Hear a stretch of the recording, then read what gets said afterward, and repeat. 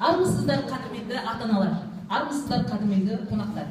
Бүгін берекелі де ырысты алтын құс құрметіне арналған мерекемізді бастаймыз. Біздің арман тобының орындауында кеш жарық ән қабыл алыңыздар.